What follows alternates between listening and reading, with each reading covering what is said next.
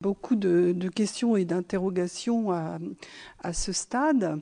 Bon, incontestablement, nous nous sommes préparés à l'idée que la question de l'évaluation est compliquée, ne serait-ce que liée à sa temporalité. Bon. Alors, mais Monsieur Borgio, je commence par vous parce que quand vous, quand même, pour que votre étude soit probante, il faut que l'on vérifie bien que le volume des dépenses, les dépenses, c'est le volume des dépenses qui sont utilisées, qui entrent dans le cadre d'une rémunération, si on va le dire comme ça, soit bien des, ça a d'ailleurs été posé un peu à l'issue de l'intervention de Madame Guilloux, soit bien des recherches développement, que ce soit bien des dépenses de recherche-développement. Donc il semblerait qu'on ait une première question, un premier groupe de questions de ce point de vue-là. Par ailleurs, je voulais vous demander comment vous avez procédé plus précisément pour isoler les effets liés au CIR et les effets qui étaient liés à la mobilisation d'autres dispositifs. Je pense au dispositif BPI, on sait que les taux d'intérêt ont baissé, etc. Donc, on a un dispositif qui s'articule à quelque chose de plus vaste et de plus complexe. Donc, comment vous avez pu introduire tous ces éléments-là dans votre recherche, dans votre étude? Monsieur Mulquet, peut-être pouvez nous préciser comment vous avez estimé votre modèle, parce que, et alors ça nous intéresse bien, parce que la réforme, on s'interroge sur la réforme qui intervient en 2008. Or, je crois que vos études avaient porté sur des recherches 2007, avant 2007, et que vous aviez conclu à l'efficacité du CIR. Mais depuis, entre-temps, dirais-je, le gouvernement de l'époque a choisi une autre méthode, une autre assiette pour le CIR. Alors, qu'est-ce qui se passe? Qu'est-ce qu'on doit en penser? Voilà, j'ai un peu toutes ces discussions que l'on mène là entre nous depuis un moment, qui sont un peu en recherche d'éléments d'appréciation, parce que on est bien d'accord sur le fait que c'est quelque chose de très très complexe. Et alors, je suis un peu interpellée sur le fait que, précisément, Madame, lorsque vous disiez rendement social, c'est qu'on aimerait se faire aussi une opinion sur ce qui est arrivé du point de vue des développements de l'emploi. Parce que vous parliez du secteur pharmaceutique, gros utilisateur de crédit impôt recherche s'il en est. Or, ces entreprises-là, il n'est pas certain qu'elles accroissent leur nombre de personnel dédié à la recherche-développement. En tout cas, pour certaines d'entre elles, elles continuent à fermer des centres de recherche, et en parallèle, elles continuent à avoir quand même des résultats de dividendes assez importants. Donc c'est tout ça que nous essayons de replacer dans notre problématique. Donc si vous pouvez réagir à ce que je vous dis. Et puis alors ça introduira évidemment la deuxième séquence, qui est est-ce que un volume de dépenses publiques aussi important, est-ce que c'est le meilleur moyen, le meilleur dispositif pour le mobiliser? Le président l'a rappelé, personne n'est contre, en tout cas pas moi, ni mes collègues, je pense, pour travailler à ce que la recherche privée soit fortement stimulée. Par contre, il faut que ça s'articule aussi, je crois que M. Serfati l'a dit, à une recherche publique qui soit en capacité de jouer aussi son rôle. Donc voilà, nous sommes dans toute cette problématique. Si vous pouvez réagir à mes propos, ça nous serait fort utile. Donc, je commence votre première question. Comment contrôler pour les autres effets qui peuvent intervenir aussi sur le volume de R&D. Donc il y a deux types donc l'approche, pour la rappeler sans rentrer dans des détails techniques, c'est d'essayer de comparer les entreprises qui étaient bénéficiaires du CIR et des entreprises qui n'étaient pas bénéficiaires du CIR à caractéristiques observables équivalentes, et essayer de voir dans quelle mesure les modifications en termes de recherche et développement sont faits de façon différenciée après l'introduction de la réforme dans ces deux groupes, sachant qu'on contrôle pour tout ce qui est observable. Ça permet de contrôler pour ce qu'on pense être des effets qui vont toucher, par exemple, les taux d'intérêt, l'ensemble des entreprises de façon probablement similaire, en tout cas pas distinguée sous la façon dont elles sont récipiendaires ou pas du CIR. Pour les aides à l'innovation que BPI-France procure, on ne contrôle pas de façon précise pour qui est récipiendaire de ces dispositifs. À l'époque, on a réalisé ce travail et ça va peut-être changer grâce à l'accès aux données de BPI-France, mais pour l'instant, les données de BPI-France ne sont pas encore accessibles aux chercheurs directement pour ces travaux-là. Donc, on ne peut pas vérifier qu'une entreprise qui a le CIR ait une aide de BPI-France par rapport à une entreprise qui n'aurait que le CIR ou une entreprise qui n'aurait qu'une aide de BPI-France. Donc, ça ne permet pas de le contrôler de façon précise. Des travaux ultérieurs pourront le faire, mais ça permet de contrôler pour tous les chocs dont on pense qu'ils ne sont pas liés au fait ou pas d'avoir le crédit d'impôt recherche. Alors, pour revenir à votre première question, comment mesure-t-on la recherche et développement? Je crois que dans la quasi-totalité des études en France, on utilise l'enquête recherche, donc, qui est menée par le ministère de la Recherche. Donc, avec la définition de Frascati. Ce n'est pas la définition qui est retenue pour le CIR. Donc, elle est un peu plus large que la base de calcul du crédit d'impôt recherche. Et donc, ce n'était pas, comme c'est déclaratif, oui, et que ce n'était pas véritablement. On s'interroge quand même à certains secteurs. Et inversement, c'est ça la difficulté. Et c'est de nouveau un problème de données. Quand on compare la base GCIR auquel j'ai eu accès et la base de l'enquête de recherche-développement, comme Antoine Bossio vous en a parlé, il est difficile de retrouver les mêmes valeurs, les mêmes définitions, les mêmes entreprises. Pourquoi? Parce que d'un côté, c'est parfois le groupe qui déclare, parfois c'est des filiales, c'est pas l'entreprise qui répond à l'enquête recherche-développement. Parfois, l'enquête recherche-développement s'est fait au niveau de la tête de groupe, parfois au niveau des filiales. C'est extrêmement complexe, d'autant plus que les entreprises changent. Elles changent de numéro d'identifiant. Moi, j'avais regardé sur les entreprises qui étaient au moins là 3 ans dans l'enquête recherche. Ça fait à peu près 9000 entreprises sur 20 ans. Il y en avait facilement 10% qui changeaient d'identifiant au cours de la période, tout en continuant à être la même entité qui faisait de la recherche. Donc il y a des difficultés statistiques qui est pour l'instant, on ne peut pas résoudre pour l'instant. De l'évolution des choses entre le moment où on décide d'arrêter ce qui était le régime avant 2008 et après. Est-ce qu'il y a eu des données sur l'enquête? Oui, accès aux données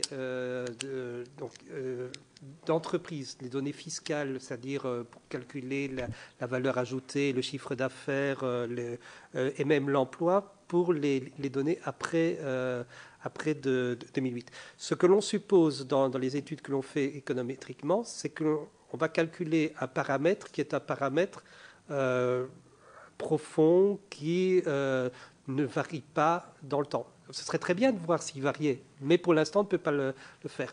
En tout cas, ce paramètre-là, on n'a pas pu montrer qu'il variait, c'est-à-dire la sensibilité de la recherche à son coût.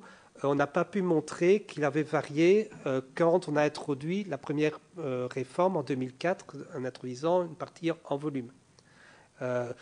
Cette partie en volume qui représentait déjà 75% du montant total du CIR à ce moment-là. Donc, il faut déjà penser que c'est ce paramètre volume qui est le plus important. Voilà pour la période d'estimation. Nous, ce qu'on va refaire, c'est exactement la même étude avec les données plus récentes et on va essayer de voir si ça change ou pas. Ça, c'est le premier point important de l'étude. Donc, Ensuite, nous, dans notre étude économétrique, on neutralise l'effet des autres variables, principalement la demande adressée aux entreprises, la valeur ajoutée, la production de l'entreprise, mais aussi dans le calcul du coût du capital, on a le taux d'intérêt, les variations de fiscalité, les subventions. On n'a pas parvenu à mettre en évidence un effet des subventions via le coût de l'ARD. Peut-être que ça affecte des effets de liquidité pour l'entreprise, mais pas vis-à-vis du coût. De même que les taux de profit, taux de marge ou contraintes financières que pourrait subir une entreprise, on n'a pas pu montrer qu'elles avaient des effets sur leur décision de dépenses de recherche-développement. Monsieur le rapporteur de la Commission des finances du budget recherche a sûrement quelques questions. Merci. Oui, je peux peut-être auparavant vous répondre sur la question des emplois avant à votre question directement. Excusez-moi. S'il vous plaît, merci. Oui, parce que vous posiez la question des emplois qui est effectivement pas encore tout à fait évaluée, c'est-à-dire qu'il y a trois questions sur l'emploi. C'est est-ce qu'on crée des emplois de chercheurs avec le CIR? Donc il y a peu d'évaluation sur l'effet sur l'emploi proprement dit. Et une deuxième question qui est celle de la substitution d'emplois qualifiés à des emplois non qualifiés et qui interfère avec le nouveau dispositif du CICE qui tente aussi à vouloir favoriser l'emploi qualifié. Donc la question de savoir si ces dispositifs conduisent à des substitutions de travail qualifié et au détriment du travail non qualifié, ou bien est-ce qu'on qualifie de plus en plus du travail, ou bien la dernière question, c'est est-ce que ça ne se traduit pas non plus par des augmentations de salaire, justement pour attirer ce personnel qualifié qui serait finalement en situation de rareté sur le marché du travail. Donc il y a des questions propres à l'emploi qui sont en manque d'évaluation relativement au CIR. Donc nous, on a un projet là-dessus sur l'évaluation à partir des distributions de salaires et de qualification des entreprises. Et sur l'industrie pharmaceutique, il faut aussi reconnaître que le contexte de l'industrie, du secteur pharmaceutique est particulier en ce moment. Il n'y a pas qu'en France que les industries, que les entreprises de la pharmacie débauchent et diminuent leurs dépenses en R&D. Elles font face, les grosses entreprises de la pharmacie, elles font face aujourd'hui à l'arrivée, elles sont leurs brevets arrivent en fin de vie et donc vont tomber dans le domaine public. Elles font face donc à des baisses de revenus et ça les conduit à ralentir leurs dépenses en R&D et externaliser beaucoup en fait tout ce qui concerne la recherche fondamentale et à se concentrer sur le développement. Mais elles externalisent et donc du coup ça baisse leurs dépenses intérieures en R&D, leurs dépenses propres. Donc éligible au CIR, la dépense externalisée est plus faible.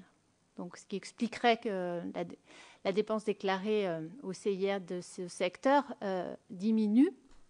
Donc c'est quelque chose qu'on voit aussi en dehors de France. Il n'y a pas que Sanofi Aventis qui diminue le nombre de chercheurs et ses dépenses en R&D. Donc il faut relativiser compte tenu de ce qui se passe aussi sur le secteur en particulier. Voilà, je vous remercie. À titre personnel, je ne suis vraiment pas convaincu de l'idée que le CIR n'a pas amené des créations scientifiques dans les entreprises. C'est totalement l'inverse. Il n'y en a pas assez peut-être, mais c'est sûrement le meilleur vecteur qui a permis justement ces dernières années qu'il y ait des doctorants qui entrent dans les entreprises. Et les contrôles ne sont quand même pas aussi superficiels qu'on le dit, parce qu'en réalité, on a auditionné toutes les grandes directions de Bercy et on a essayé de comprendre. La difficulté du périmètre de la recherche, c'est qu'il y a un scientifique qui doit donner son avis. Et l'administration pure, elle est obligée de suivre l'avis Et alors là, il y a deux difficultés. On n'a pas assez de scientifiques, enfin, on n'a pas assez d'experts. Et puis les experts, ce sont des experts, c'est-à-dire qu'ils ont déjà leur point de vue. Et parfois, il y a des conflits de point de vue. C'est une des principales difficultés. Mais au contraire, nous avons rencontré, et je connais sur le terrain, un nombre important d'entreprises qui n'étaient pas confrontées avant le CIR. Nouvelle mouture même. C'est vrai que c'est la réforme de 2008 qui les a incités pour différentes raisons, que tout le monde comprend. Dès lors qu'on a triplé la dépense fiscale, c'est tout à fait logique. les choses se propagent. Mais au niveau de l'emploi, il n'y a peut-être pas assez d'emplois, mais on ne peut pas dire qu'il n'y a pas d'emploi. Au contraire. Et il y a beaucoup d'entreprises qui se félicitent justement d'un apport comment dirais-je, de la façon d'organiser les travaux qui est subséquente à la nature même du chercheur. Et elles s'en félicitent. Sur l'emploi, je crois que là, c'est pas encore assez, mais on commence à irriguer, comme on voit sur des plateaux universitaires comme le mien, des échanges qui sont quand même beaucoup plus intéressants entre les entreprises et les labos des universités, fussent-elles locales et en banlieue. Alors, monsieur le rapporteur, qui est un homme très courtois et qui a laissé la parole à madame Sarah Guillot, a sûrement des choses à dire. Merci, monsieur le président. Mais moi, je voudrais aborder un sujet un peu différent de celui qu'on a l'habitude d'évoquer et que l'on a évoqué aujourd'hui. C'est l'impact du crédit d'impôt recherche, non pas sur la dépense de recherche et développement supplémentaire générée par le CIR, mais sur le PIB, à court, moyen et long terme. En d'autres termes, la question intéressante qu'il convient de se poser, c'est que le crédit d'impôt recherche représente un coût de l'ordre de 0,15% de PIB, mais il génère des dépenses de recherche supplémentaires, difficiles à évaluer, et il génère aussi du PIB supplémentaire. Au bout de combien d'années le coût du PIB pour l'État est, je dirais, épongé par un PIB supplémentaire.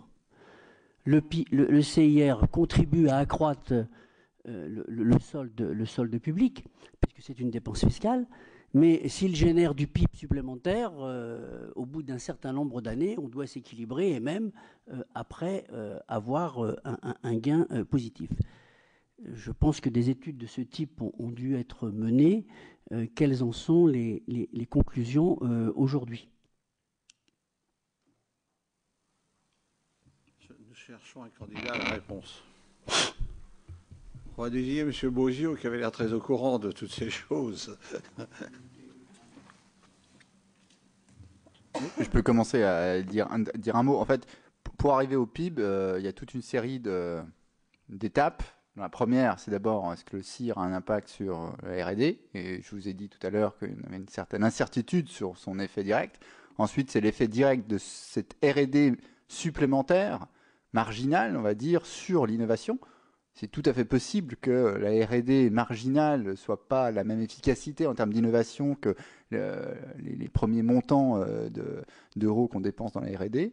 Et puis sur l'innovation, ensuite, à la fin, sur l'impact sur la croissance. Donc, pour arriver à avoir un montant sur le PIB, c'est une suite d'hypothèses héroïques. Donc, à mon sens, la bonne façon de voir les choses, c'est d'essayer de déterminer ce qu'on est plus capable de faire, c'est-à-dire si on sait aujourd'hui relativement bien le rôle moteur de l'innovation pour la croissance et la croissance à moyen et à long terme. Donc si on arrive à avoir un dispositif dont on est relativement convaincu qu'il a un impact direct sur l'innovation, on peut être relativement convaincu qu'il aura un impact sur le PIB. La question essentielle, c'est est-ce qu'aujourd'hui le dispositif tel qu'il existe ou tel qu'il pourrait être, si on voulait l'amender de telle ou telle façon, permettrait d'avoir un meilleur ou un moins bon impact sur le PIB. Je voudrais rajouter quelque chose. Je suis tout à fait d'accord avec ce que vient de dire M. Bozio sur les enchaînements. La question qui se pose pour l'économie française européenne est principalement de savoir comment peut-on augmenter le taux de croissance potentiel du PIB, c'est-à-dire la tendance à long terme, au-delà des fluctuations à court terme des politiques restrictives que l'on peut mener quelques années. Et là, le rôle de l'innovation est très important et le rôle aussi du passage tout l'enchaînement entre recherche plus fondamentale à une recherche appliquée au développement et à la production des entreprises. Parce que ça peut qu'on puisse faire de la recherche uniquement en interne et la production, on la laisse à l'étranger. Donc, pour les entreprises nationales, elles continuent à gagner des bénéfices et des profits en interne. Point de vue social, emploi, ça peut être différent. Mais ça, c'est une question qui est extrêmement difficile. Et en tant que chercheur, je ne me lance pas dans ce genre d'évaluation, d'estimation, de savoir de combien le CIR augmente la croissance potentielle. C'est beaucoup trop complexe. Et surtout, beaucoup trop incertain. La seule chose que l'on sait dans les études, c'est que l'effet d'une modification du CIR ou du coût de la recherche-développement ou des subventions liées à la recherche-développement sont extrêmement longs. C'est un phénomène très inertiel. Et il ne faut pas s'attendre à ce qu'on ait des effets dans l'année qui suit. D'après nos estimations, la moitié de l'effet total devait être atteint au bout de 6 à 8 ans. Donc c'est très long. Et on n'est pas encore à l'effet total à ce moment-là. La déception dont je faisais part tout à l'heure, qui n'est pas que la mienne, n'était pas seulement ou uniquement sur le CIR, elle était sur l'impact en termes d'innovation, que j'espère avoir été bien compris, où là, tous les indicateurs, y compris comparatifs avec l'Union européenne, montrent que les entreprises françaises n'arrivent pas à progresser dans leur compétitivité innovatrice, hors prix, comme disent certains, y compris par rapport, je répète, à leurs homologues ou concurrentes européennes. C'était bien sur ce point que je voulais intervenir, et je pense que le débat qui a lieu montre que l'évaluation du CIR, d'une certaine manière, même si ce n'est pas exactement l'objet d'une commission parlementaire, bien sûr, mais ne peut pas échapper à la question de ses effets sur l'économie en général, que ce soit sur l'innovation, sur l'emploi, etc. Donc ça, c'est le premier point. Alors, pour malgré tout, cette fois-ci, revenir au CIR et son évaluation, j'ai lu en différents endroits qu'en réalité, la faible progression des dépenses de R&D n'est pas une faible progression, mais une formidable explosion des dépenses de R&D si on prenait les structures industrielles, les structures du PIB, excusez-moi, et la place de l'industrie telle qu'elle existait il y a 15 ans. J'inverserais plutôt l'argument, c'est-à-dire que les causes de la désindustrialisation, d'ailleurs, qui viennent d'être plus ou moins nuancées, mais enfin qui sont quand même réelles, sont multiples. Mais la perte de compétitivité de l'industrie tient au moins en partie à cette faible ou insuffisante compétitivité hors prix. En tout cas pour moi, et j'ai essayé de le montrer dans un travail avec ma collègue Catherine Sauvia, notre déficit et notre perte de compétitivité est essentiellement, pas seulement avec l'Allemagne, mais avec l'ensemble des pays développés. Et c'est sur la compétitivité hors prix, donc l'innovation en particulier, que la différence se fait. Donc, la désindustrialisation, pardonnez-moi, est la conséquence, d'une certaine manière, de l'effort insuffisant d'innovation. Et voilà qu'aujourd'hui, on nous reconstruit à l'inverse une situation fictive où on imagine que l'industrie française occupe la même place en 2015 qu'elle l'occupait en 2000, et on nous dit à structure égale. Alors effectivement, là, on voit que les entreprises françaises sont formidablement intensives en recherche et développement. Je pense qu'on inverse l'effet et la cause. Encore une fois, la désindustrialisation est une conséquence de l'insuffisance d'efforts d'innovation, et on est en train de s'en servir comme une cause de finalement cette progression simulée des dépenses de recherche et développement. Sur la question de l'emploi, je ne me prononcerai pas. Je pense que les études de cas sont indéniables. Les observations sur le terrain le sont, y compris à l'université. Je voulais poser le problème général qui a été soulevé par un certain nombre d'études et qui, à mon avis, encore une fois, mérite d'être abordé. D'autant plus, et je termine là-dessus, vous l'avez dit, Monsieur le Président, que définition et la qualification des dépenses de R&D par rapport à celles de l'innovation sont extrêmement difficiles. Ce n'est pas simplement une question de fraude ou d'optimisation fiscale, c'est dans la nature même de la R&D qu'il y a une ambiguïté. Hein. Donc les outils de Frascati sont utiles, mais ils sont notoirement insuffisants. Pour avoir travaillé sur la R&D de défense, même avoir travaillé pour la Commission européenne sur cette question, je peux vous dire que c'est une bouteille à l'encre. Et il me souvient, venant plus des ONG que du milieu universitaire, que les mêmes constats avaient été faits pour l'industrie pharmaceutique et l'ambiguïté qu'un certain nombre d'entreprises avaient en classant en dépenses de R&D des dépenses qui manifestement n'avaient rien à faire avec la R&D. Je crois que des rapports parlementaires l'avaient récemment illustré assez brillamment. Donc je pense qu'on doit être prudent, si vous voulez, en ne fétichisant pas la R&D et donc le contrat d'impôt recherche. Il faut absolument un dispositif d'aide, c'est évident, mais il faut bien être conscient que la R&D ne peut pas être invoquée comme un mot miracle qui interdirait tout débat parce que discuter de cette question serait en quelque sorte remettre en cause et mettre en péril les entreprises. Ce n'est pas absolument ce qui a été dit ici, hein, mais je pense qu'une investigation sur cette question de la R&D, de ses rapports avec l'innovation, demeure essentielle. Bien, Madame la rapporteure. Monsieur Berson. Ce n'est pas une question supplémentaire, c'est l'expression d'une certaine déception dans les réponses qui viennent d'être apportées à la question que j'ai posée. Si j'ai bien compris, le monde de la recherche, le monde des chercheurs, enfin, sur le crédit d'impôt recherche et sur les dépenses de recherche-développement, sont relativement bien armés pour mesurer l'impact du crédit d'impôt recherche sur les dépenses de R&D, avec un effet levier, on dit de l'ordre, en moyenne, puisqu'il y a plusieurs études et plusieurs chiffres, de l'ordre de 1,3. Bon. Et on serait incapable, ou on refuserait de mesurer l'impact du crédit d'impôt recherche sur le produit intérieur brut. Car ce qui nous intéresse, in fine, ce n'est pas le fait de dépenser plus ou moins de la dépense de recherche et développement. Ce qui nous intéresse, c'est le produit intérieur brut. Est-ce qu'on crée davantage de richesse? Est-ce qu'au bout d'un certain nombre d'années, le crédit d'impôt recherche, qui est une dépense fiscale et qui par conséquent contribue à aggraver le déficit public, est-ce qu'au bout d'un certain nombre d'années, ce déficit est comblé par un surcroît de création de richesse et donc de rentrée, in fine, de rentrée fiscale.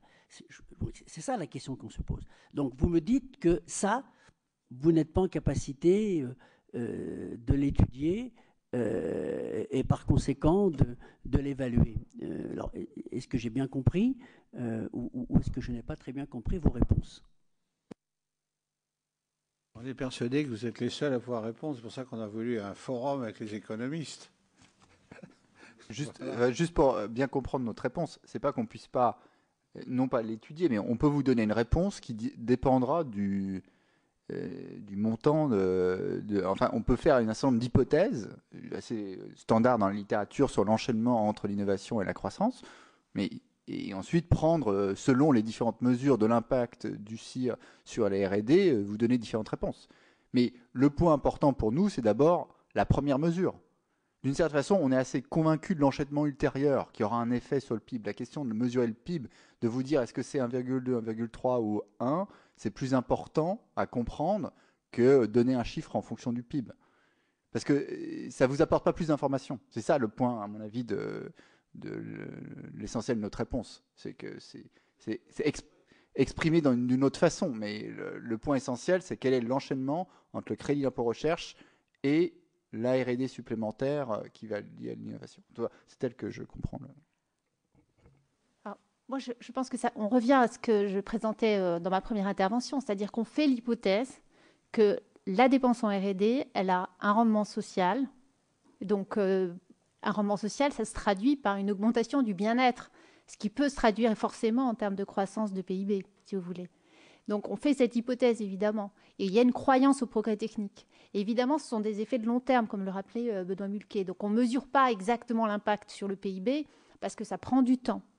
C'est la même chose sur la compétitivité. On suppose aujourd'hui dans notre concurrence globale que ce qui va déterminer la croissance de nos exportations, qui sont un élément important de la croissance du PIB, donc de la croissance, ce qui va déterminer donc la bonne santé de nos exportations, c'est la compétitivité hors prix. Or, on sait que cette compétitivité hors prix, elle repose sur un de ces inputs majeurs qui va être la dépense en R&D et l'innovation. Donc, il y a un certain nombre d'hypothèses qui sont sous-jacentes qui laissent entendre que dès lors qu'on aura une augmentation de la dépense en R&D, on aura un accroissement de la croissance, un effet sur la croissance. Donc, il y a une hypothèse implicite. Alors, quant à la mesure précise de l'impact sur le PIB, on a un problème de terme d'observation, effectivement. Parce que là, entre le moment où se produit une réforme, par exemple sur le CIR, et le moment où l'effet se produira sur la croissance, peut être très long, et donc on a un problème de statistiques et de recul. Alors, ceci étant, il existe une étude du Trésor qui vous donne quand même un chiffre assez impressionnant de l'impact sur le PIB. Qui est... Bon, ben... Donc, vous vouliez savoir si on connaissait cette étude du Trésor. Et donc, évidemment, elle repose sur toutes ces hypothèses dont a parlé Antoine Bozio et présentées aussi par Benoît, donc, qui sont des hypothèses sur l'impact de la R&D, sur l'innovation, sur la productivité des entreprises et ensuite sur la croissance du PIB. Donc, on fait un certain nombre d'enchaînements logiques qui nous conduisent à penser qu'effectivement, il y aura un impact sur la croissance. Et l'impact qui est mesuré par le Trésor sur, je pense, à une durée de 7-10 ans est de 4,5. Donc, c'est énorme pour 1 euro dépensé. Donc, c'est un effet quand même important. Donc, c'est un peu une non-question dans le sens où c'est une question qui est répondue implicitement. Mais la mesure exacte est difficile. Ça rejoint en fait à la Commission des finances le dossier du calcul même du PIB. Parce qu'en réalité, il n'y a que des chiffres et aujourd'hui, beaucoup d'auteurs nous disent mais il n'y a pas que des chiffres stricto sensu. Il y a ce que vous dites très bien d'ailleurs, une avancée sociale, de bonheur, etc., qui devrait être mieux chiffrée dans le PIB. C'est une discussion en cours et qui n'est pas sans intérêt. Alors, il ne faut pas quand même faire jusqu'au... Enfin, certains auteurs vont assez loin, mais je crois que le dossier est pendant ici devant les assemblées. Donc, c'est très intéressant. Alors, Madame la rapporteure, vous êtes prête? Oui, le bonheur est une idée neuve. Mais moi, c'était aussi sur cette affaire. C'est sur le bonheur, Monsieur Mulquet. Parce que... il y a des modèles qui font le lien entre le départ recherche-développement et productivité à la fin. Il y a, je crois, dans la littérature, j'avais entendu le chiffre de 200 articles qui étudiaient près de la même façon ce genre de situation. Donc le premier point, c'est savoir si le CIR impacte la R&D, et visiblement la réponse est oui. Savoir de combien, ça c'est une autre chose. Ensuite, si la R&D impacte l'innovation, et la réponse est également oui, positivement. Ensuite, le chiffrage, ça c'est plus compliqué. Et savoir si l'innovation impactait la productivité, donc là aussi c'est oui, la réponse est globalement oui. Donc le gros problème, c'est de quantifier. Et puis la productivité, ce n'est pas tout. On peut gagner en productivité, en produisant toujours la même chose, mais en ayant moins de travail ou moins d'input, ce qui est peut-être problématique pour une société. Donc, on a ce genre de modèle qui, globalement, donne ses enseignements. Ensuite, ça dépend de pays, ça dépend de périodes, ça dépend aussi de méthodologies statistiques utilisées. Donc, il y a une incertitude.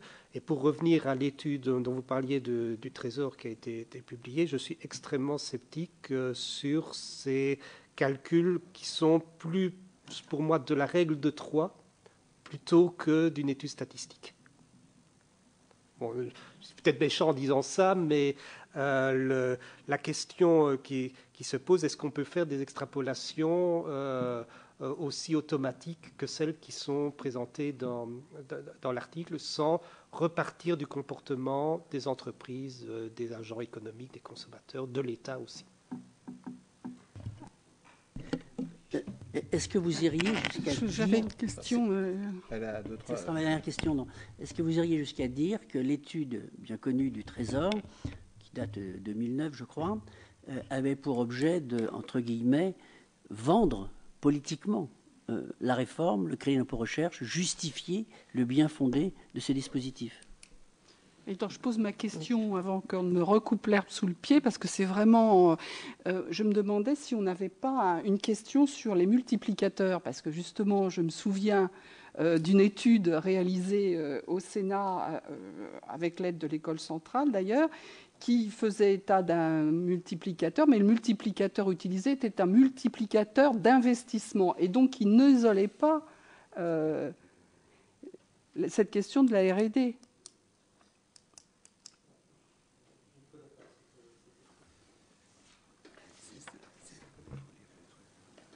En gros, ça veut dire que la R&D, par rapport je dirais, à l'ensemble, c'est même dans le PIB, ça reste un élément assez à la fois activant, mais assez minoritaire malgré tout en termes de multiplicateurs, effectivement. C'est-à-dire il existe un multiplicateur d'investissement, donc vous avez raison, on peut, c'est pas le même, c'est forcément pas le même. Mais surtout, c'est que l'investissement, ça concerne quasiment toutes les entreprises. La dépense en R&D, ça ne concerne pas toutes les entreprises, on le sait très bien. Donc, c'est pas les mêmes... La dépense en R&D, ça va concerner, je crois, 15 000 entreprises, à peu près. L'investissement, ça concerne presque les 3 millions d'entreprises. Donc, ce n'est pas les mêmes enjeux qui sont derrière, ce n'est pas les mêmes masses. Hein, c'est 29 milliards, la dépense en R&D. Et ce n'est pas vraiment de l'investissement. Donc, on ne peut pas utiliser le multiplicateur d'investissement pour la dépense en R&D. Alors, on peut même... Oui, c'est vrai. Donc, c'est questionnable. Donc, pour aller dans votre sens, c'est questionnable. Je m'interroge quand même, je pense qu'on a besoin d'une rationalité plus grande et que précisément la question de l'évaluation est une véritable question pour sortir de l'hypothèse. Et donc se pose la question des conditions de l'évaluation.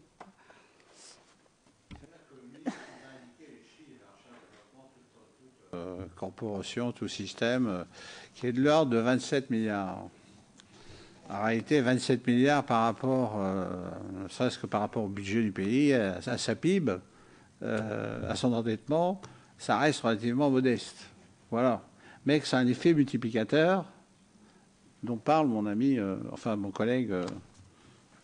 Oui, voilà. On peut avoir deux points de vue. Le premier qui consiste à dire c'est tout petit relativement à la masse, en volume, c'est tout petit, mais son effet peut être plus puissant puisqu'il aura plus d'effet sur la productivité des entreprises. Donc on pourrait, mais ceci étant, je rejoins Madame la rapporteure, dans le sens où cet multiplicateur d'investissement n'est pas le même pour le multiplicateur de dépenses en R&D. Il est peut-être plus faible, il est peut-être plus élevé. Mais ce n'est pas le même. On va commencer à glisser vers la deuxième partie, dont je réitère un peu mon questionnement de démarrage. C'est est-ce que de votre point de vue, cette formule crédit impôt recherche est la meilleure formule pour mobiliser l'effort d'aide à la recherche-développement privée? Quelles sont, selon vous, les conditions de son articulation avec la recherche publique? Ce qui a été dit, si ce n'est une baisse, au moins une stagnation. Puisque cette question de l'évaluation, je crois, est une question nodale, dans quelles conditions pensez-vous qu'elle pourrait être institutionnalisée? Est-ce qu'il faut prévoir des questions d'indépendance, de pluralité? La Commission nationale d'évaluation des politiques publiques travaille sur les CICE. Madame, je pense que vous pouvez nous en dire deux mots peut-être pour voir comment on pourrait se servir peut-être de ce qui est fait, notamment. Alors sur le CICE, bon... Mais pour en tirer des enseignements sur notre problématique à nous, évidemment. Oui, alors c'est un peu... Le problème, c'est qu'on a un problème d'antériorité, c'est-à-dire que le CIR est quand même été mis en place depuis plus longtemps. Le CICE est beaucoup plus récent. Et l'évaluation du CICE est encore difficile. Hein. C'est la même chose. On manque beaucoup de recul. Les premières données seront disponibles sur la créance CICE seront disponibles en juin de cette année, pour l'année 2013. Donc, les premières évaluations vont pouvoir commencer dans le deuxième semestre de 2015. Donc, on a des difficultés aussi à évaluer le CICE. En tout cas, il faut du temps. Il faut du temps et qui n'est pas forcément le temps des décideurs publics qui voudraient avoir une idée plus précise de l'impact des mesures. Donc, on a aussi sur le CICE un problème de temporalité dans l'évaluation, qui est le même que le CIR. Sinon, sur l'évaluation, on va rencontrer aussi un problème identique, à savoir que quasiment toutes les entreprises sont éligibles, enfin, toutes les entreprises qui font de la R&D sont quasiment éligibles au CIR, toutes les entreprises qui ont des salariés sont quasiment éligibles au CICE, hein, qui paient toutes celles qui paient l'impôt sur les revenus, sur les sociétés. Donc, on aura des difficultés à trouver des contrefactuels, donc on aura des difficultés d'évaluation. Donc, on va rencontrer aussi les mêmes difficultés d'évaluation pour le CICE qu'on l'on trouve pour le CIR.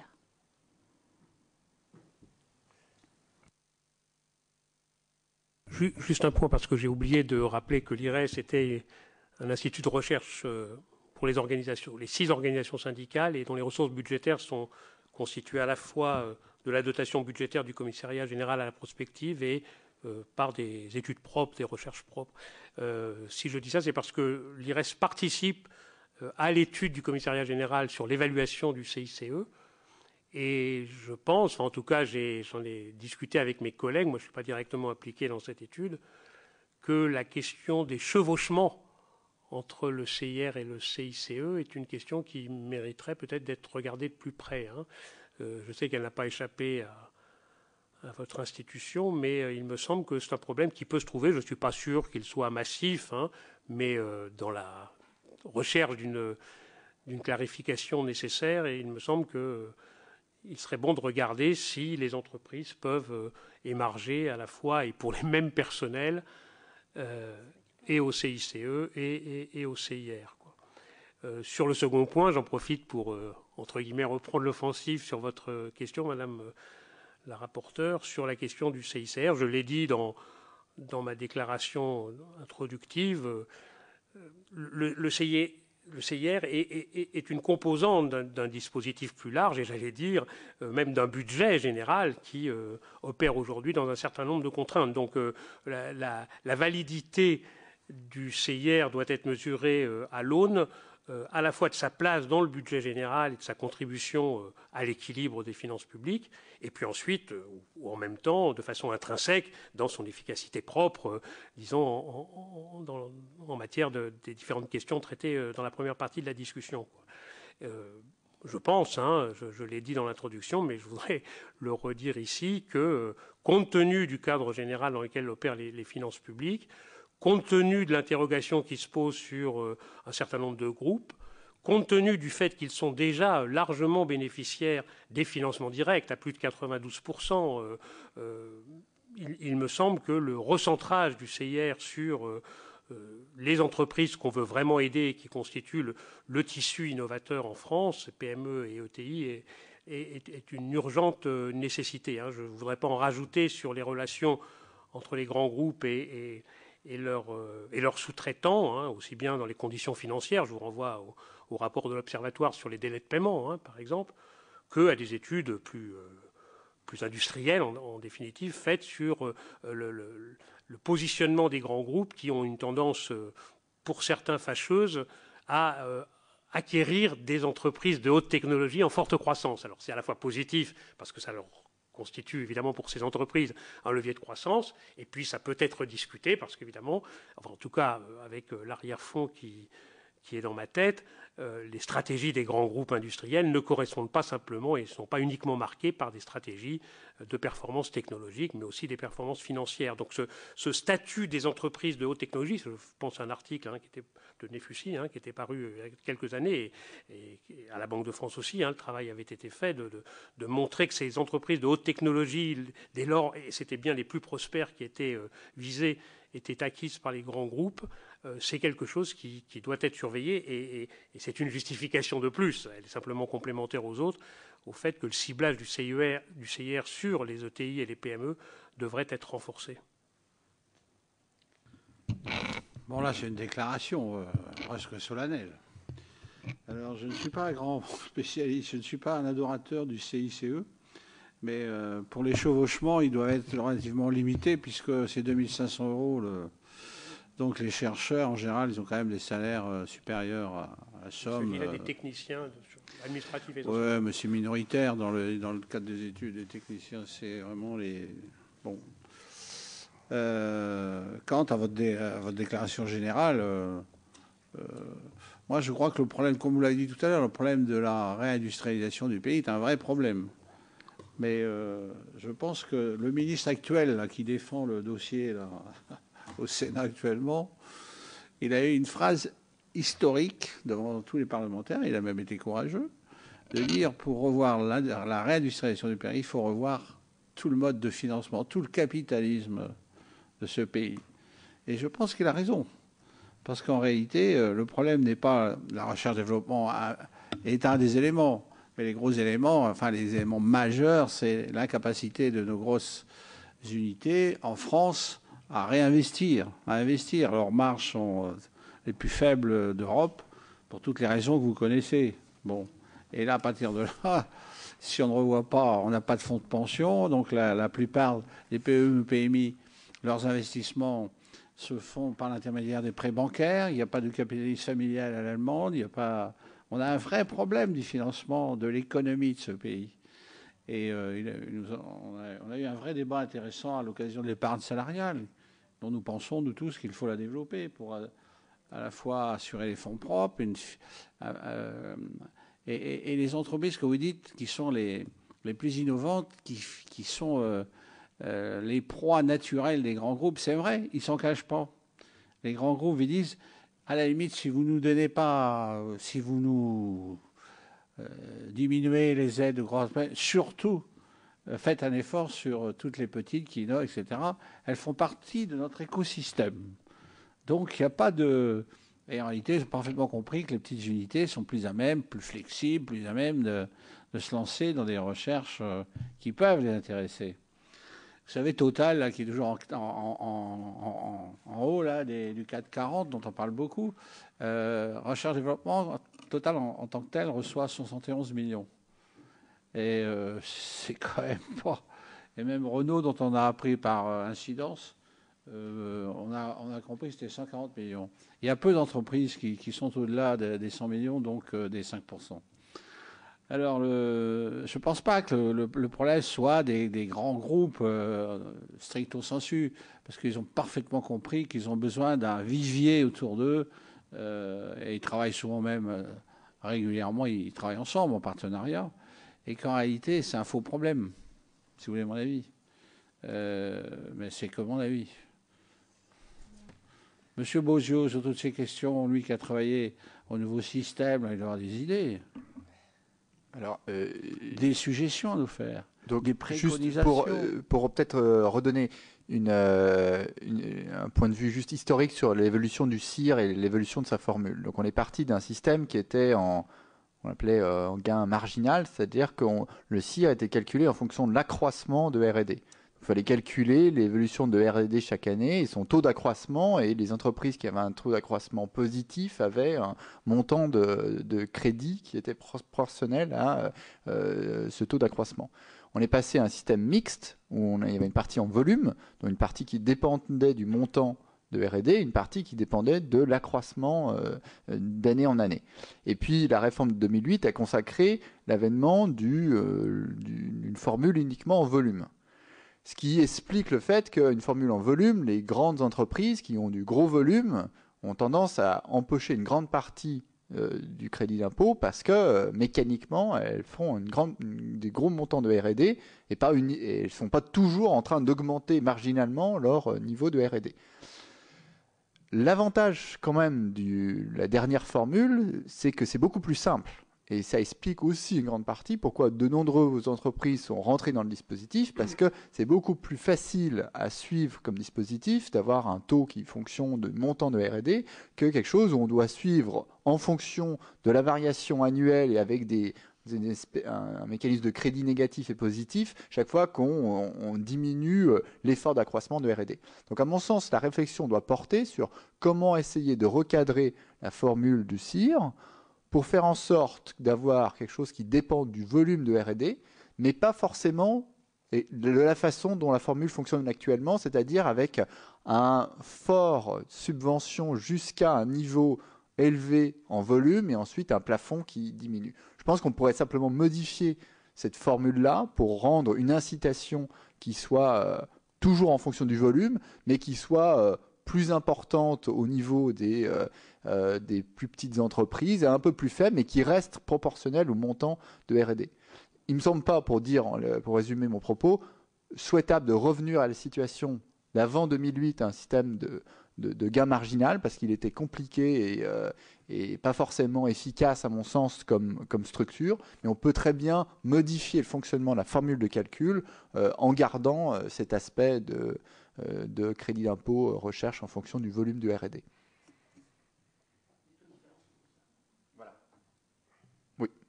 Les taux différenciés en fonction c'est-à-dire au lieu d'avoir quelque chose qui est très important jusqu'à un plafond et ensuite ça baisse très fortement, on peut simplement faire quelque chose qui soit plus...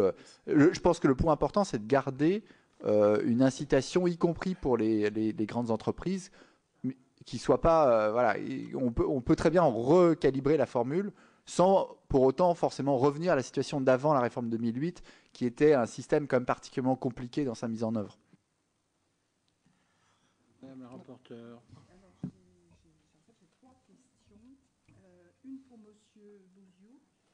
Monsieur, est-ce que vous avez considéré que les données sur lesquelles vous avez travaillé retraçaient fidèlement les dépenses de recherche des entreprises, ou avez-vous considéré que certaines de la base GSIR pouvaient exagérer, je vais le dire comme ça, les dépenses de R&D des entreprises? J'avais une question pour Monsieur Sarfati. Monsieur, vous êtes un spécialiste des industries de défense, et ça a été rappelé dans le cours de notre débat, qui absorbe une part importante du PIB. Pouvez-vous nous préciser ce que vous avez pu observer sur les facteurs développant la R&D? Et puis j'avais une question sur peut-être les taux de marge dont disposent les entreprises en rapport avec le rapport Cotis. Est-ce que vous pouvez peut-être actualiser nos connaissances dans ce domaine-là? Et est-ce que le taux de 45%, vous le confirmez ou pas? Des grandes entreprises, évidemment. Donc, je peux répondre à votre première question. Donc, dans la base GSIR, donc on a essayé un petit peu de regarder, mais de façon très anecdotique, les gros montants. Est-ce qu'on pouvait retracer les entreprises, essayer de détecter en particulier, ce que je craignais, c'est de détecter de l'étiquetage, au sens où on déclare des éléments de dépenses les entreprises déclaraient des éléments de dépenses qui n'auraient pas lieu d'être comme dépenses R&D. On a beaucoup nous entendons tous des anecdotes sur telle et telle entreprise qui arrive à étiqueter comme dépenses R&D en fait des dépenses de fonctionnement sur simplement telle banque qui dit qu'elle fait de la recherche R&D avec un algorithme qui travaille sur... Donc, d'un point de vue, simplement en utilisant la base GSIR, on n'arrive pas vraiment à mettre en évidence ces faits-là au-delà de l'anecdote. Hein. C'est très difficile... Donc on est obligé de prendre pour argent comptant on a ce qu'a dit Dominique tout à l'heure, c'est qu'on a deux bases de données. On a l'enquête R&D où qui est une enquête séparée sur la R&D qui est faite par les différentes entreprises, qu'elles soient ou non récipiendaires du CIR, et puis les déclarations dans le CIR. On peut comparer ces deux bases, essayer de voir si on a des choses qui apparaissent. Mais j'ai pas pu, ni mes collègues qui ont travaillé sur cette base, mettre en évidence un effet d'étiquetage de dépenses qui ne seraient pas des dépenses de R&D de façon objective. Ça ne veut pas dire que ça n'existe pas, ça veut simplement dire que c'est très difficile à mettre en évidence à partir des données dont on dispose. Ça existe parce que c'est difficile à délimiter, en fait. Comme l'a dit M. Serfati, par nature, c'est compliqué. Monsieur... Ajouter quelque chose, c'est que nous, on fait des études statistiques qui ne permettent pas de détecter des cas individuels, donc des problèmes de fraude, de surdéclaration. On peut expliquer parfois des divergences pour une entreprise du fait de sa structure. Elle a beaucoup plus de frais généraux que d'autres. Mais moi, je dis un élément qui permettrait d'améliorer la vérifiabilité de ce que demandent les entreprises au CIR, c'est de rendre la même définition entre l'enquête recherche et la base du CIR. C'est très bon.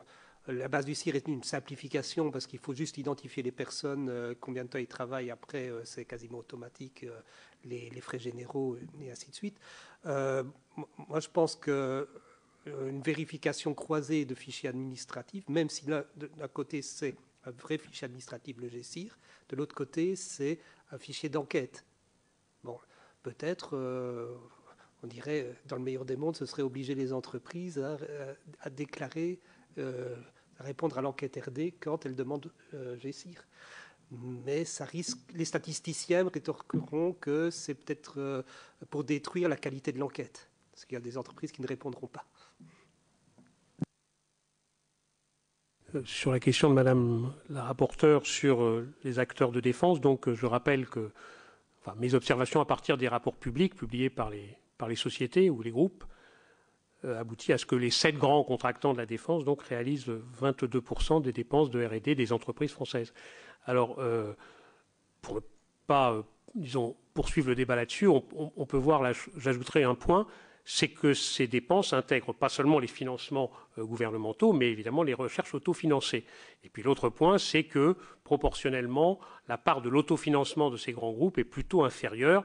On peut, selon que le verre est à moitié plein ou à moitié vide, considérer que l'autofinancement est relativement faible parce que les subventions gouvernementales sont fortes, ou que l'autofinancement est malgré tout très élevé, et ce qui explique la position, disons, importante de ces 7 acteurs dans le dispositif d'exécution de la R&D en France.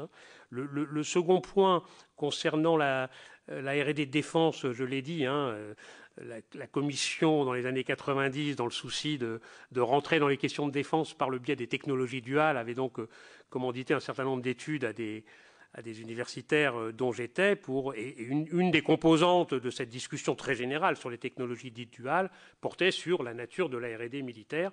Et on constatait à l'époque, les choses n'ont pas changé, que les frontières de définition de la R&D, qui font d'ailleurs l'objet d'un paragraphe, plus que d'un paragraphe, d'une section spéciale dans le manuel de Frascati réactualisé, sont extrêmement difficiles à définir. Ces frontières, c'est principalement au niveau de la phase aval, bien sûr, du développement expérimental, où la confusion avec les centres d'essai eux-mêmes est possible. Donc j'en tire une conclusion un peu générale, enfin non pas systématique, malgré les apparences, mais un peu général, que, une fois de plus, la définition de la R&D est difficile, et pas simplement par une volonté maligne de ceux qui l'exécutent, mais simplement parce qu'en elle-même, dans un prototype que va réaliser le CNES, est-ce que ça doit être considéré comme développement expérimental ou comme déjà un produit, dans la mesure où il est prototype, il sera développement expérimental. S'il y en a 4 ou 5, il risque d'être considéré comme un produit et exclu de la R&D. Donc l'idée que je retiens, c'est l'invitation, encore une fois, je crois que la pharmacie avait témoigné de cela il y a quelques années, à à bien réfléchir sur ce qui est de la R&D et qui doit donc être éligible à ce titre. Et l'organigramme, enfin l'arborescence qui est présentée dans le rapport de la Cour des comptes de 2013, qui vient du décret de 2012, sur les conditions dans lesquelles les entreprises sont autorisées à déduire la R&D à condition que cet arbre, disons, défie la complexité. Enfin, et je crois que c'est vraiment un problème sur lequel il faut réfléchir. Et le troisième point, mais bien sûr, je ne m'aventurerai pas plus longtemps sur cette question, mais je voulais la mentionner, si votre question faisait de façon adjacente référence à ce problème, c'est quel est l'impact de la R&D de défense sur le système d'innovation nationale et plus généralement sur la compétitivité. Je ne m'aventurerai pas là-dessus, même si j'ai écrit et je continue d'écrire abondamment là-dessus, parce qu'évidemment c'est un débat en lui-même, mais je dirais juste une chose, c'est que les industries de défense sont des industries dites par les économistes de l'innovation, des industries systémiques. Et elles sont donc, comme l'aéronautique, si vous voulez, comme beaucoup et de plus en plus d'industries d'ailleurs, de plus en plus intégrées, très fortement intégrées. Donc il y a ces écosystèmes dont on se félicite dans la région de Toulouse, en Bretagne ou en PACA, autour des industries de défense. Il y a vraiment une solidarité, une interdépendance entre les grands groupes et les donneurs d'ordre qui, pour le coup, là, est vraiment très intense, très importante, au moins au niveau des fournisseurs de rang 1 et même parfois de rang 2. Donc il n'y a aucun doute que cette R&D de défense structure des écosystèmes dans les régions d'une part et dans les industries qui sont soit directement de défense, soit proches, comme l'aéronautique civile par exemple, ou l'espace civil, quoi. Une autre question que je n'aborde pas, mais je voulais la mentionner pour dire qu'elle est distincte de celle-ci, c'est l'impact dans la diffusion intersectorielle, c'est-à-dire dans les autres secteurs, hors de l'aéronautique ou de l'espace ou de la construction navale, de la recherche et développement militaire. C'est une autre question que celle de l'organisation des écosystèmes de défense qui est indéniable. La question de l'impact sur les performances dans les autres secteurs est une question qui est labourée depuis une quarantaine d'années. Quel est l'impact sur la compétitivité nationale des dépenses de R&D militaire est une question qui n'est absolument pas tranchée malgré 40 ans de débat. C'est une question plus technique. Dans l'État, avec les 15 grands groupes qui s'occupent de la défense, passent des conventions de recherche.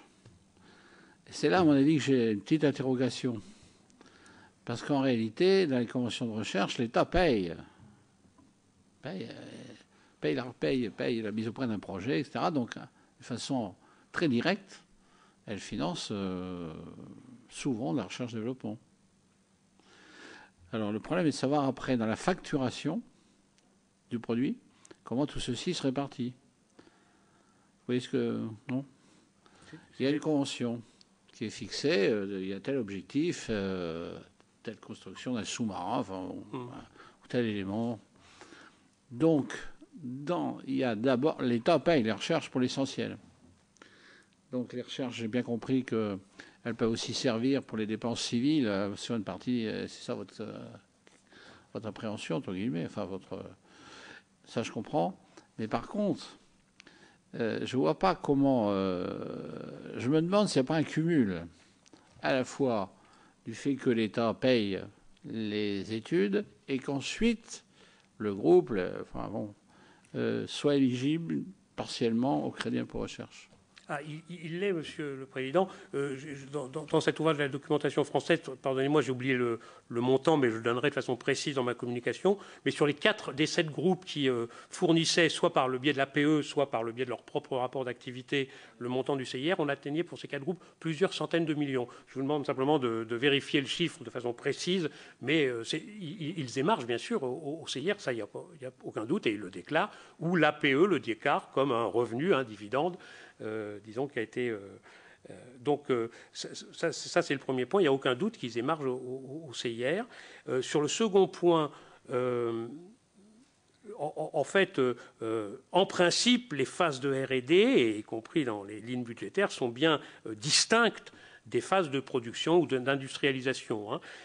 Ensuite, il y a, je vais employer un gros mot, une cuisine, si vous voulez, qui peut être organisée, mais les phases de R&D et les phases de production, d'industrialisation sont en principe bien délimitées et ne devraient pas donner lieu aux confusions que vous craignez, quoi. Simplement, les réformes successives, en particulier de la DGA ou de la conduite des grands programmes, semblent avoir affaibli les autorités réglementaires publiques, je pense à la DGA ou à d'autres organismes, sur les processus de conduite des programmes, et donc laisser un peu plus la main aux grands donneurs d'ordre et peut-être permis une plus grande ambiguïté sur la confusion des genres entre R&D et production. Mais ça, ce sont les représentants de la DGA qui s'en plaignent, donc ils sont peut-être jugés partis.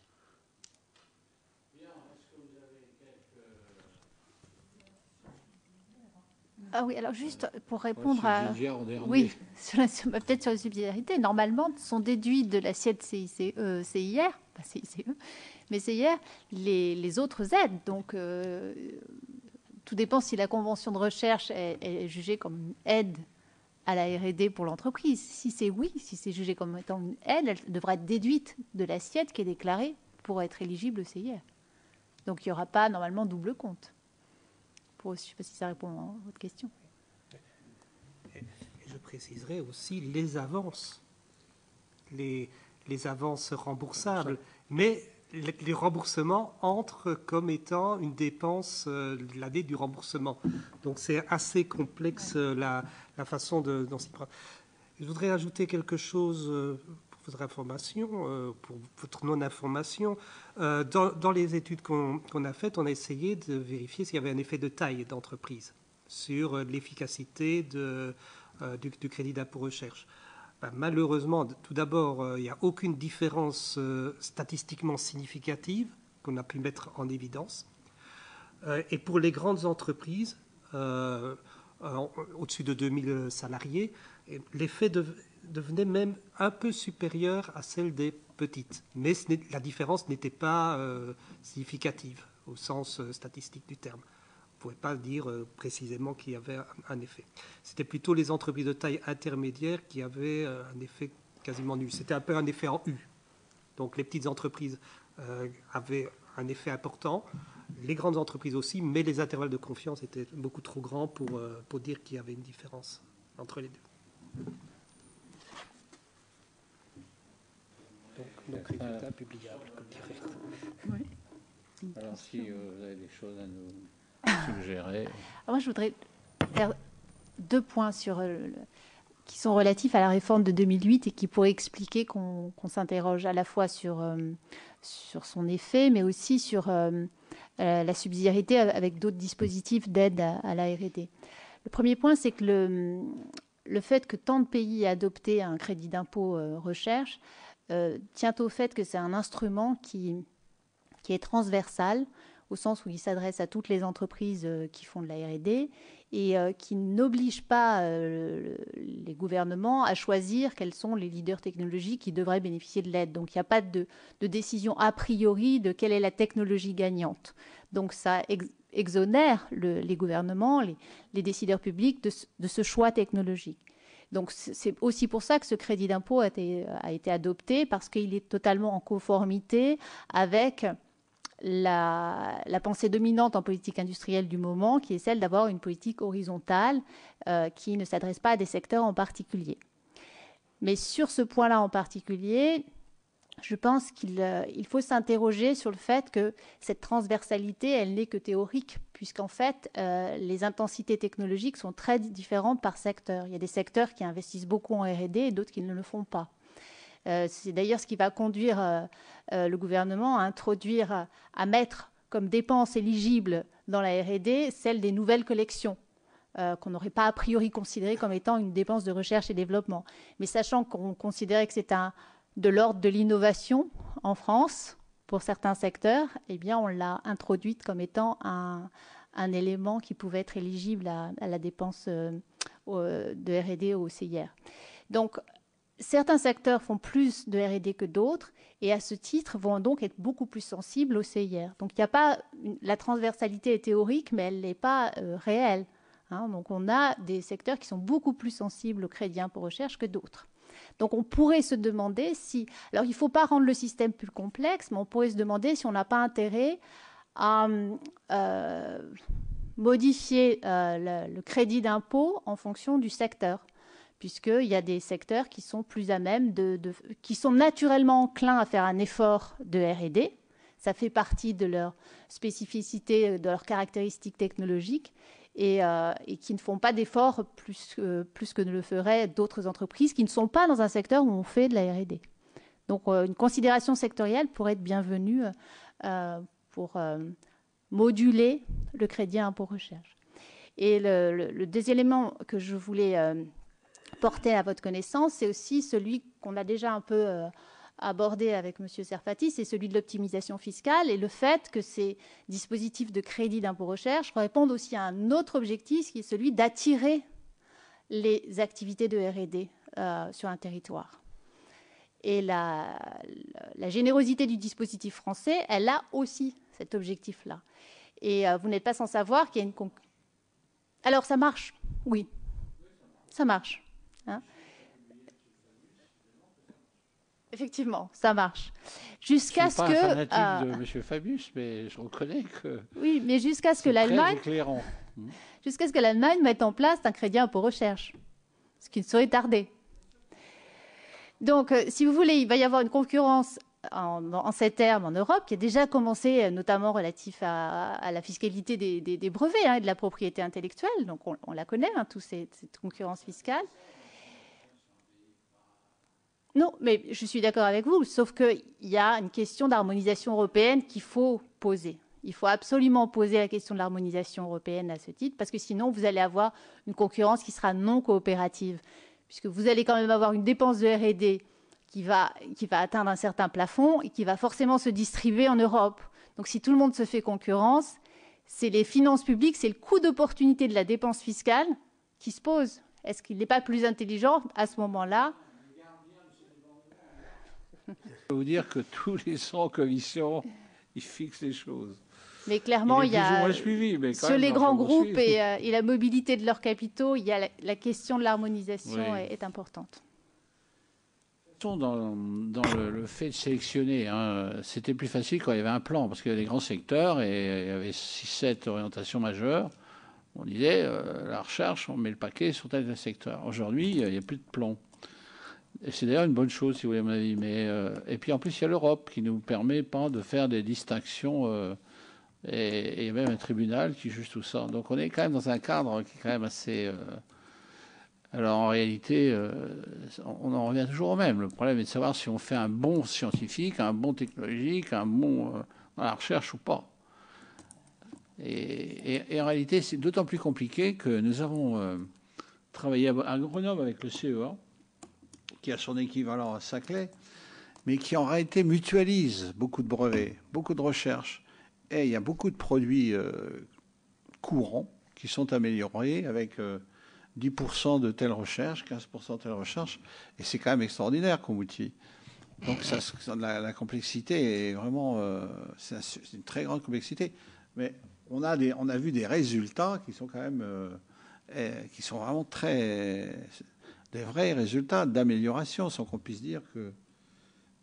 alors, je crois qu'il faut aussi favoriser cette mutualisation des brevets, de la recherche, pas uniquement pour le numérique, mais aussi pour une quantité incroyable de produits. Absolument favoriser la coopération européenne, ce n'est pas mon propos. C'est justement de contrôler cette coopération européenne et de faire en sorte qu'on n'ait pas un double avantage fiscal pour ces grandes entreprises qui sont en coopération de R&D et qui externalisent une partie de leur R&D en Europe. Donc la question, c'est pas... Évidemment que cette coopération est très favorable et qu'il faut l'encourager, mais il faut encourager la coopération. Il ne faut pas forcément faire une dépense fiscale qui va constituer un effet d'aubaine pour ces entreprises qui, de toute façon, auraient fait la dépense en R&D. C'était mon propos. Bien. Plus personne ne souhaite intervenir. Ah, il y a la rapporteure. Là, non, pas, oh là, pas du tout. Je censure personne. Il nous reste 6 minutes.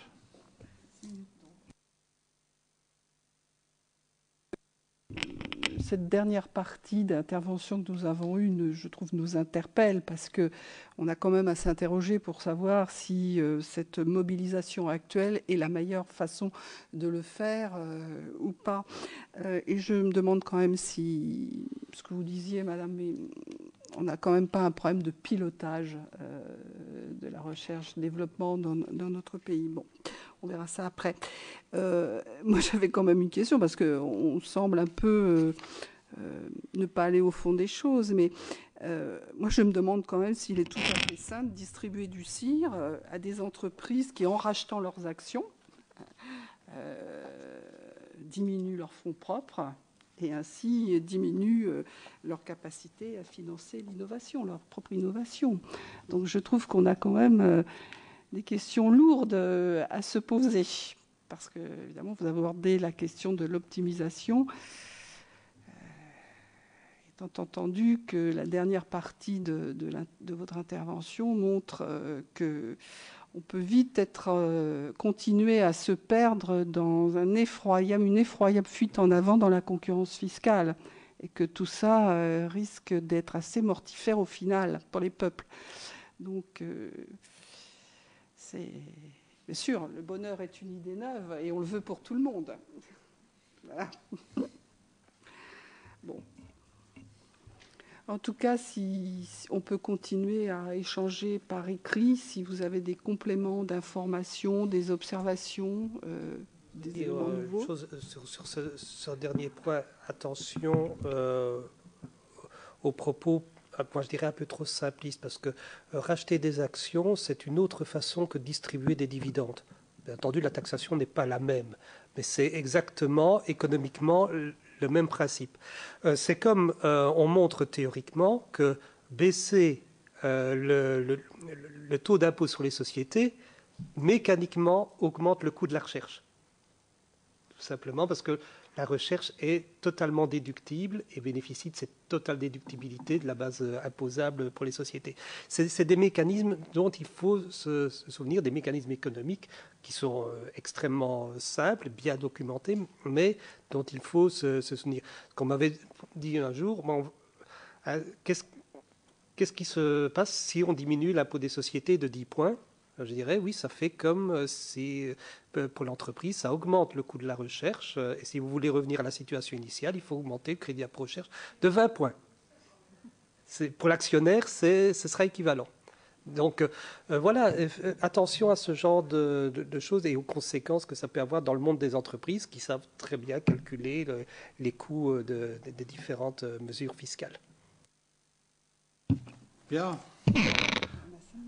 Je vous remercie tous, toutes, d'avoir sacrifié presque une après-midi à une enquête qui se voudrait porteur de modifications, sans pour autant remettre le principe même que dans ce pays, on a besoin de financer la recherche. Merci à toutes et à tous.